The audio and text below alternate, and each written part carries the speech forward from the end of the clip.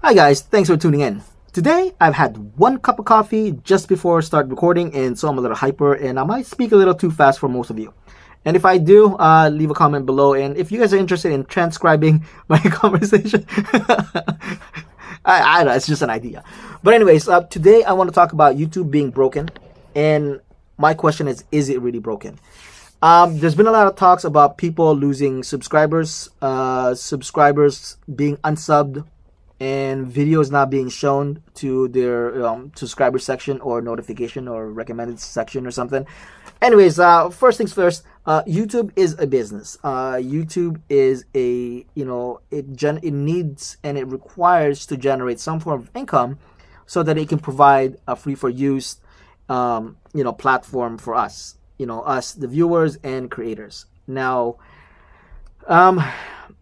if the content is not that great and no one's watching it, then how are they going to create their ads, their ad revenues? So that's one thing.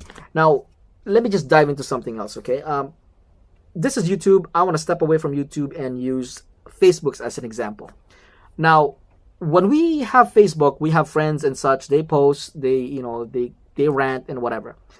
Some of these postings, you'd love to, you love it because they shared it. You lose interest of it because they're posting about the same thing over and over and over and over again, and really some of them you really want to wish they shut the hell up, right? Let's be honest about it, okay?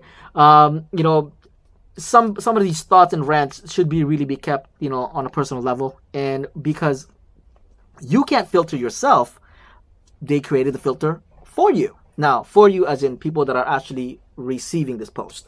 Now, in Facebook, you can turn off notification, you can unfollow conversation, you can do that.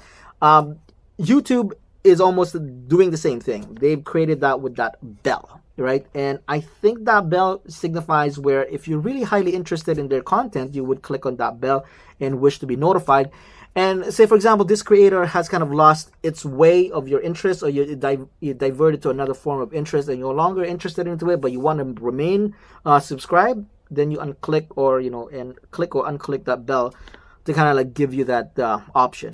And so it's another way of creating protection for, for us, the viewers, for, for having a form of filter from any kind of content that's out there.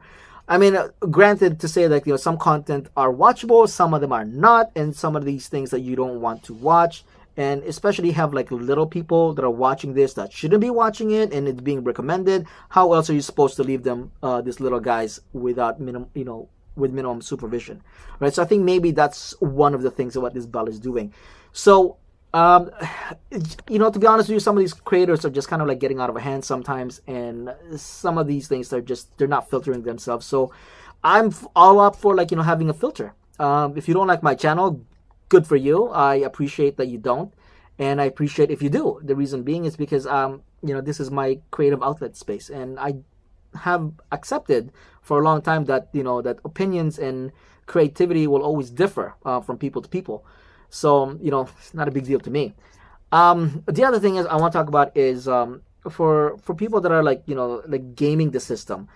You got to do what you got to do, I suppose, to get that recognition. It's part of the hustle, right?